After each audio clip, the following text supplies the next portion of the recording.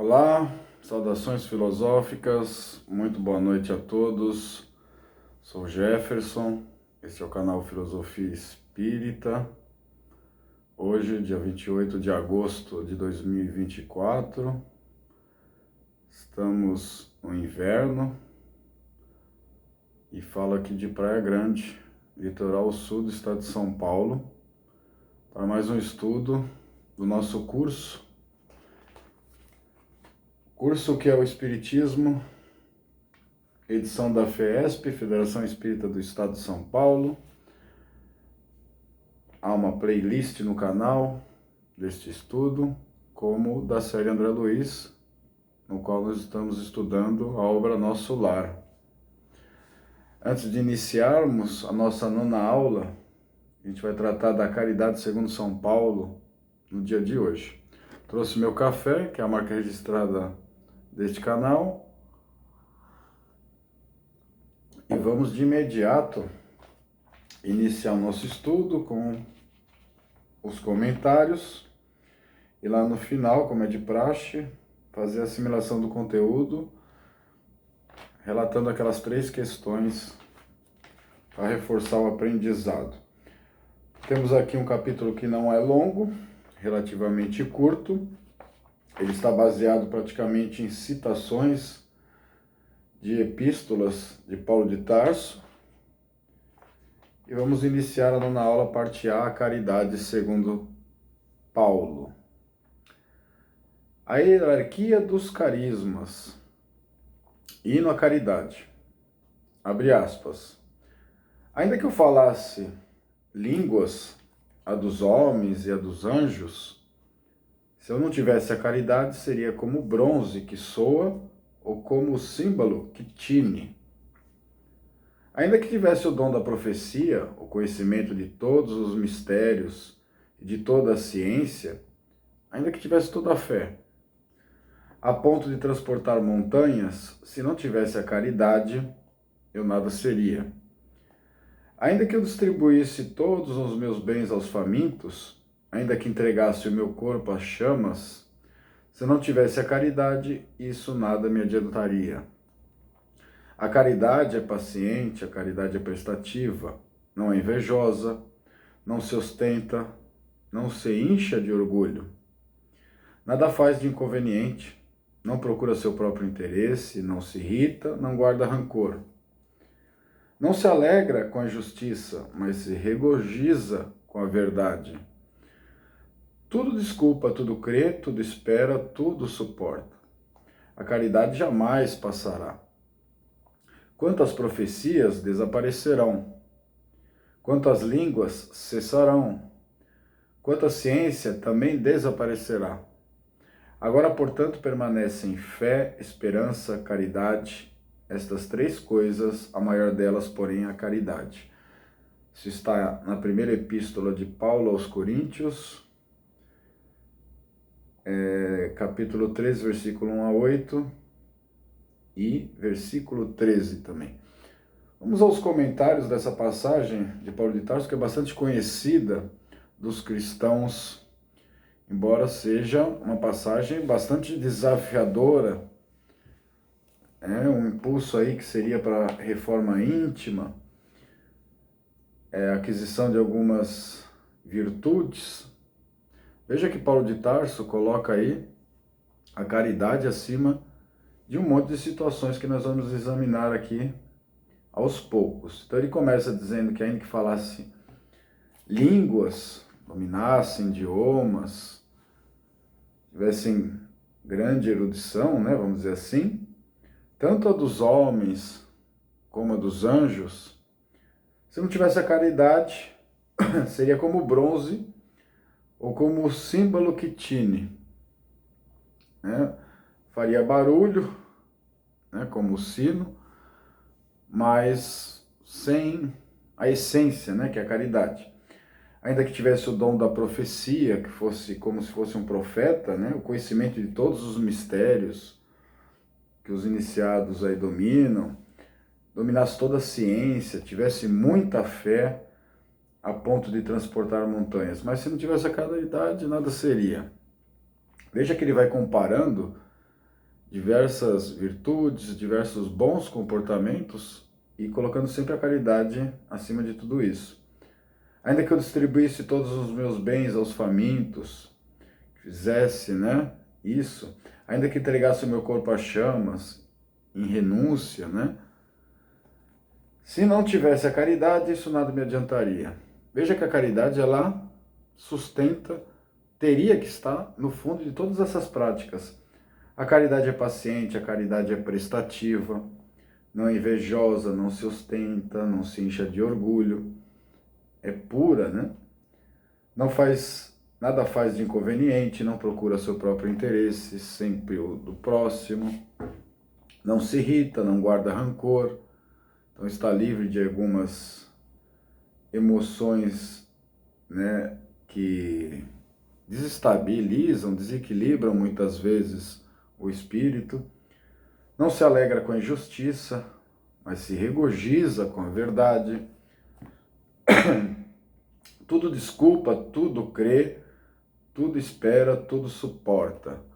Ele vai elencando, né, procedimentos corretos aí em relação à caridade.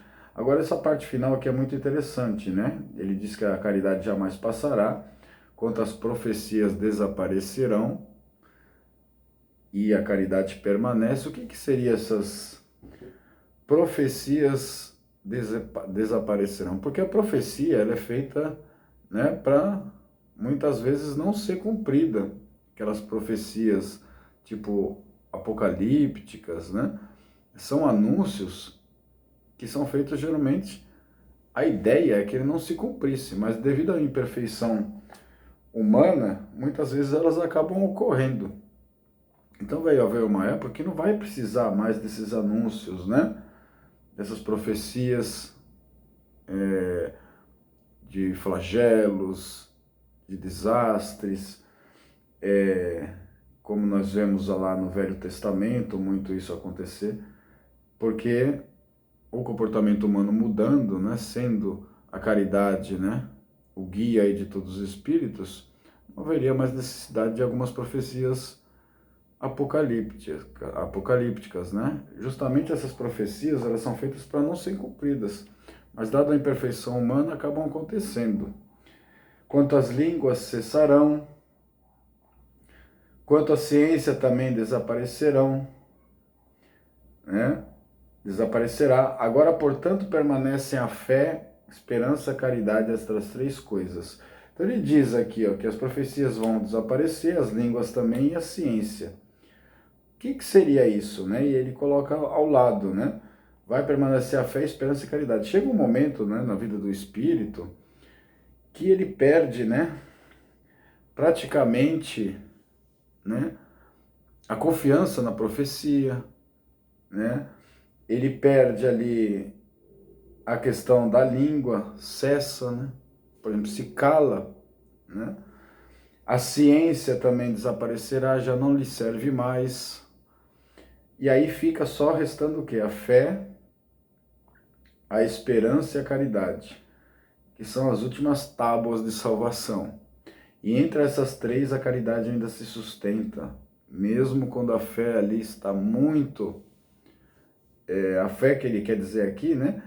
Acaba, né, sendo mais enfraquecida do que a caridade. A esperança também. Muitas vezes o indivíduo perde a fé, perde a esperança, mas a caridade o fortalece, permanece. É a maior delas, porém a caridade, ele termina. Vamos a uma explicação aqui que está no livro. Paulo compreendeu tão profundamente essa verdade que coloca a caridade acima da própria fé, como eu disse há pouco. Porque a caridade está ao alcance de todos, do ignorante e do sábio, do rico e do pobre, e por quem depende de toda a crença particular. Ele define a verdadeira caridade, mostrando-a não somente na beneficência, mas no conjunto de todas as qualidades do coração, na bondade e na benevolência para com o próximo. Voltando para essa explicação, né, ele coloca a caridade aí acima de todas as coisas, inclusive acima da própria fé, como eu comentei, né? Aqui disse que muitas vezes a fé é enfraquecida e ainda se sustenta a caridade. Aqui na explicação, né, há um outro olhar que diz aqui que a caridade está ao alcance de todos, tanto do ignorante como do sábio, do rico e do pobre, e que muitas vezes ela é mais ampla do que a própria fé, ok? Isso também toca a questão das teologias. As teologias sempre nos ensinaram, né, que é preciso ter fé e tal. O Espiritismo, por exemplo, coloca que fora da caridade não há salvação, baseado aí, sustentado por Paulo de Tarso, que afirma, né, a importância aí da caridade. Porque não adianta muitas vezes a pessoa ter fé e não ter a caridade, tanto material como aquela imaterial, né, a palavra, os bons pensamentos, uma prece, né, um abraço, uma resposta, uma conversa, ela é colocada aí acima da própria fé. Se sustenta, né, sobre a própria fé. Ele termina aqui dizendo que a verdadeira caridade mostrando não somente na beneficência, quando a pessoa pratica um ato de beneficência, a caridade acaba aparecendo, mas no conjunto de todas as qualidades do coração, reunidas, né, que expressam a bondade e a benevolência para com o próximo. De Paulo é a máxima: fora da caridade não há salvação. Retornou ao tema em 1860 em Paris, dizendo nela, abre aspas, estão contidos os destinos dos homens sobre a terra e no céu, porque aqueles que a tiveram praticado encontrarão graça diante do Senhor. Então, essa máxima da fora da caridade não há salvação é de Paulo de Tarso, e em 1860, século XIX, lá na França, em Paris, quando eclode lá as manifestações dos espíritos, que vai surgir o espiritismo, está também uma frase muito importante, né, que Paulo retorna para ditar comunicações a Allan Kardec. Estão contidos os destinos dos homens sobre a terra e no céu, ele menciona, porque aqueles que a tiveram praticado a caridade, né, encontrarão graça diante do Senhor. Então ele diz que está contido no destino dos homens a prática da caridade, e ela é praticada também no plano espiritual, né, no mundo dos céus aí. E diz que quem praticar, né, vai ter graça aí diante do Senhor. Para o último parágrafo, encerrando a sua mensagem, traz a exortação, abre aspas, meus amigos, agradecer a Deus que vos permitiu gozar a luz do Espiritismo, não porque somente os que a possuem possam salvar-se, mas porque, ajudando-vos a melhor compreender os ensinamentos do Cristo, ela vos torna melhores cristãos. Fazei, pois, que, aos vos vendo, se possa dizer que o verdadeiro espírito e o verdadeiro cristão são uma e a mesma coisa. Porque todos os que praticam a caridade são discípulos de Jesus, qualquer que seja o culto a que pertençam. Isso está em O Evangelho segundo o Espiritismo, capítulo 15, item 10. Então, parte da mensagem de Paulo de Tarso, né, nas obras da codificação espírita, ele fala aí, né, começa nos chamando de meus amigos, pede para agradecermos a Deus, que nos permitiu muitas vezes ter o contato e o esclarecimento aí da doutrina espírita, não porque ela possa salvar-se, né, não por causa que o rótulo vai salvar a pessoa, mas porque acaba ajudando, né, na evolução espiritual e na compreensão dos ensinamentos do Cristo de maneira racional, que é a fé raciocinada. E desde que haja a prática, né, dos ensinos, as consequências morais de todo esse ensino, acaba tornando melhores cristãos. Então ele diz, né, fazei, pois, que eu vos vendo nosso comportamento de espírita, cristão, se possa dizer que o verdadeiro espírita e o verdadeiro cristão são uma e a mesma coisa. Porque todos os que praticam a caridade podem ser chamados de discípulos de Jesus verdadeiramente, qualquer que seja o culto a que pertençam. Então não é só no espiritismo, em qualquer outra denominação religiosa, indivíduo caridoso que tem a caridade, em toda a sua pureza, como bem ali coloca Paulo de Tarso na epístola, primeira epístola aos Coríntios, que nós iniciamos o estudo, esse sim pode ser considerado discípulo de Jesus, um verdadeiro cristão. Bibliografia utilizada, Bíblia de Jerusalém, O Evangelho segundo o Espiritismo, de Allan Kardec. Vamos à fixação do aprendizado. As 3 questões que nós sempre nos propomos aqui no nosso estudo. Número 1. Segundo Paulo, quais as características da caridade? Vamos à resposta. A caridade é paciente, a caridade é prestativa, não é invejosa, não se ostenta, não se incha de orgulho, nada faz de inconveniente, não procura seu próprio interesse, não se irrita, não guarda rancor, não se alegra com a justiça, mas se regozija com a verdade.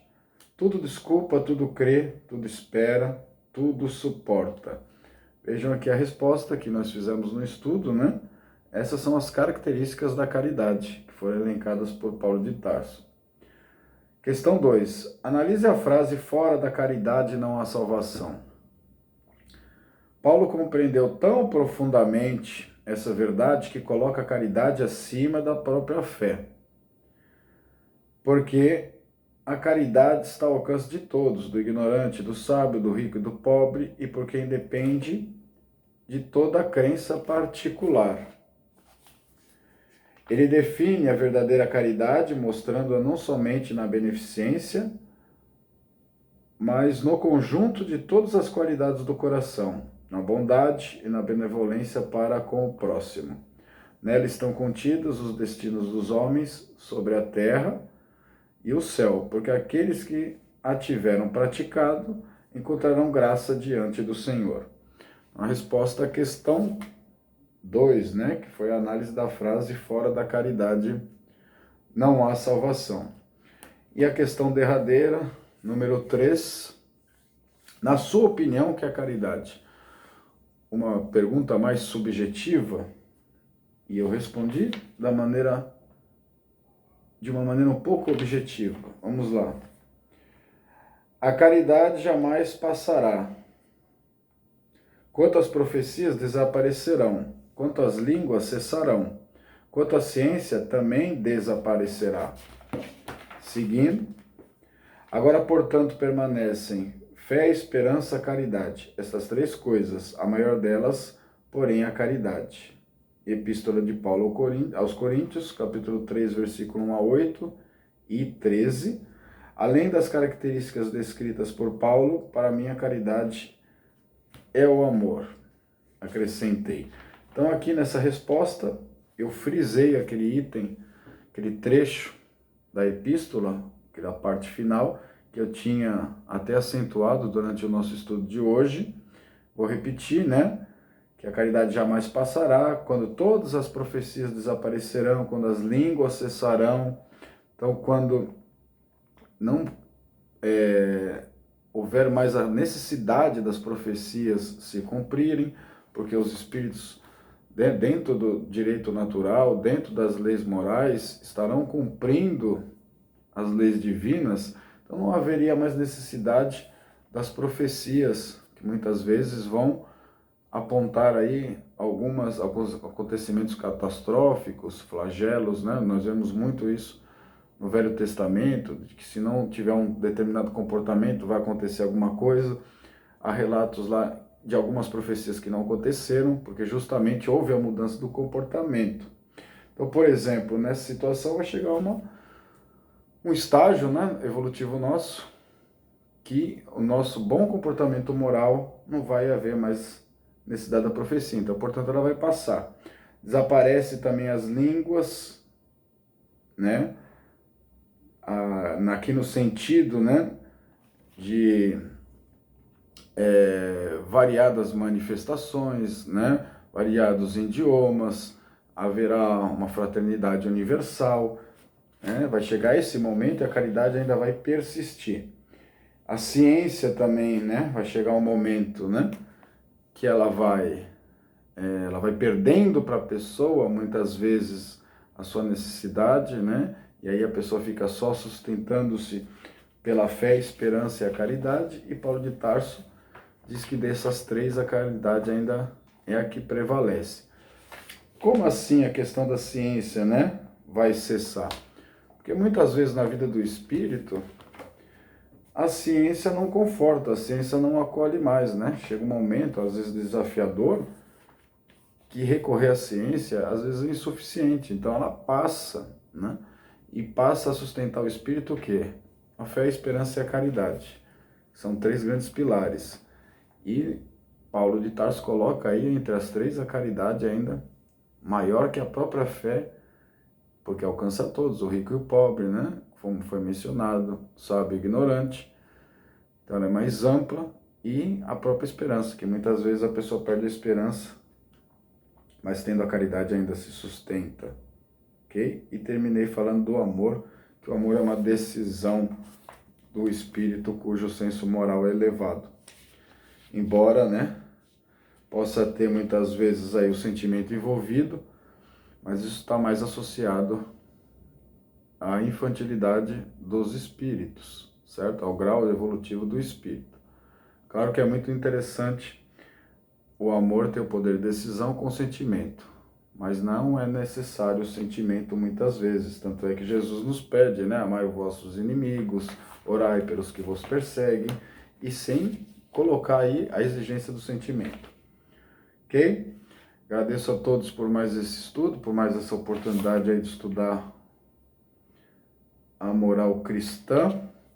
No próximo vídeo, nós vamos estudar a parábola do bom samaritano, outra lição de cunho moral, né, do legado aí que nos deixou o cristianismo e o comportamento, as leis de Deus, de Jesus, né, que foram oferecidas a todos nós para que nós possamos seguir.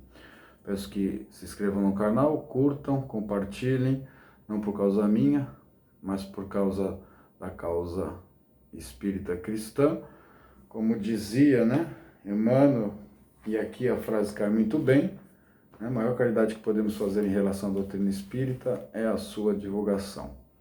Desejo boa noite, boa tarde, boa madrugada, boa manhã a todos e até a próxima.